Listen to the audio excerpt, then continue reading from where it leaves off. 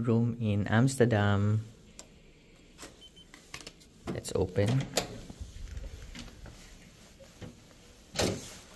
Dito linalagay yung keycard.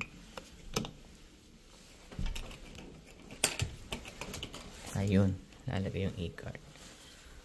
Okay, look at the room. Oh, may coffee. Social yung coffee machine. Yung sa mga Nespresso. Okay. All good. TV. And the mirror. Yan. Tayo sa CR. For the CR. Yan. Buksan natin. Aesthetic ang ating CR.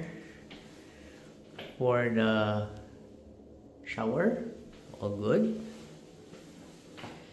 And our toilet. As usual, wala tayong bidet, kaya useful ulit ang ating portable bidet.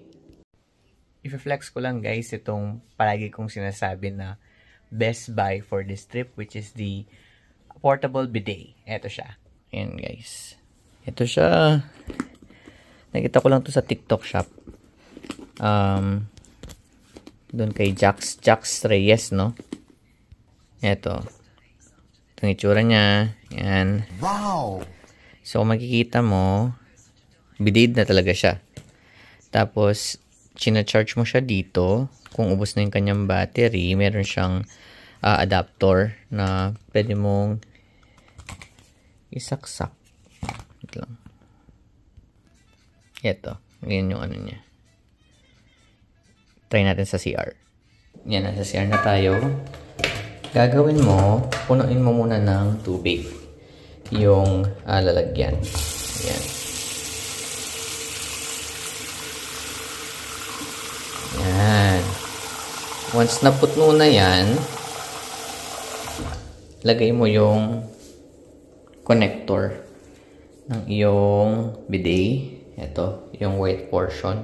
Lagay mo dyan. Ayan. Okay. And then dito, sa baba, para ma-open mo siya, you just click this white button. Tapos, iilaw to para makita mo kung ilan pa yung kanyang battery before mo siya i-charge. And then, unang pindot, mag-on siya, medyo mahina. Second pindot, malakas na siya. Tapos, pangatlong pindot, magsasara siya. So, let's try. So, lagay ko muna dito. Yan. Oh, open siya. First pindot, look at that. Look at that. Diba? Second pindot, lalakas. Diba? Lalakas. And pangatlong pindot, mamatay na siya. So, makikita mo dito, ilan na yung battery niya. Like this one, 4 pa. 3 na lang pala. Namatay na yung isa. So, yung view this. Ganyan. Diba? So, this is a good buy.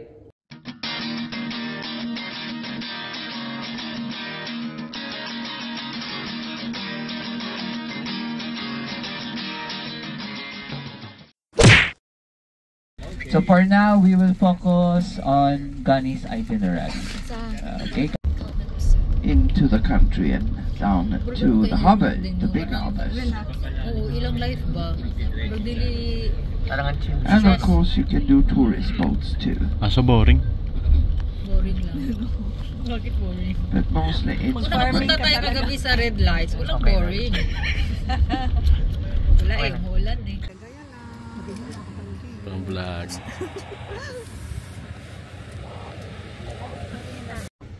Windmills in Amsterdam. 19 windmills.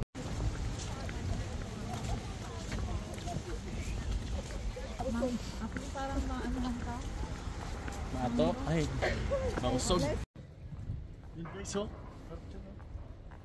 Windmills.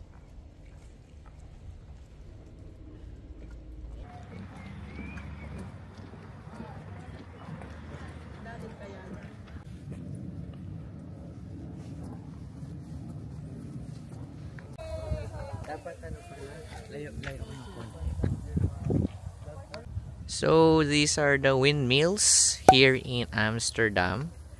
Yung mga windmills na to guys, ito yung mga historical windmills pasok sa mga World Heritage Sites ng UNESCO.